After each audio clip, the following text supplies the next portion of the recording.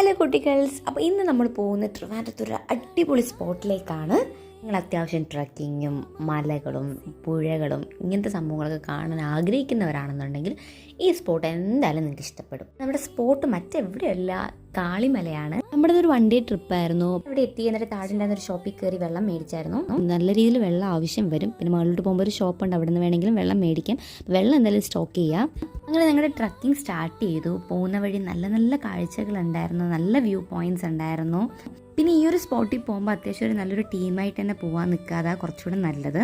ഞങ്ങളിവിടെ നല്ല രീതിയിൽ എൻജോയ് ചെയ്തിട്ട് നല്ല രീതിയിലുള്ള ഫോട്ടോസും വീഡിയോസും ഒക്കെ എടുക്കാൻ പറ്റിയൊരു സ്പോട്ട് തന്നെയാണ്. പിന്നെ ഈ ഒരു നടത്തും കുറച്ച് ബുദ്ധിമുട്ടാണെന്നുണ്ടെങ്കിലും ഫ്രണ്ട്സായിട്ട് എല്ലാവരുമായിട്ട് സംസാരിച്ച് ചില്ലി നടക്കുമ്പോഴത്തേക്ക് നമ്മൾ അതവിടെ എത്തിയതേ അറിഞ്ഞിട്ടില്ല.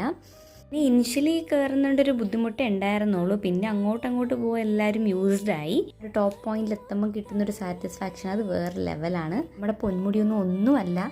പിന്നെ അതിൻ്റെ മുകളിൽ തന്നെ ഒരു ടെമ്പിൾ ഉണ്ട്. അപ്പോൾ അവിടെ ജസ്റ്റ് ഞങ്ങളൊന്ന് കയറിയായിരുന്നു. അവിടെ നിന്ന് തന്നെ കുരിശുമലയിൽ എത്താനുള്ള വഴി പറഞ്ഞു തന്നു. അങ്ങനെ കുരിശുമലയിലെത്തി. പിന്നെ നമ്മൾ കൂനിച്ചിമലയിലോട്ട് കയറിയില്ല.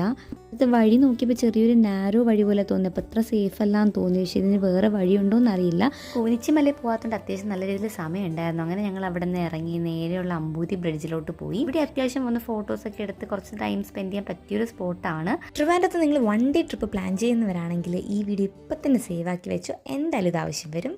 ഇതേപോലത്തെ യൂസ്ഫുൾ വീഡിയോസിനായിട്ട് ഈ പേജ് ലൈക്ക് ചെയ്യാനും ഷെയർ ചെയ്യാനും മറക്കണ്ട. അപ്പോൾ അടുത്ത വീഡിയോസിൽ കാണാം. Bye bye.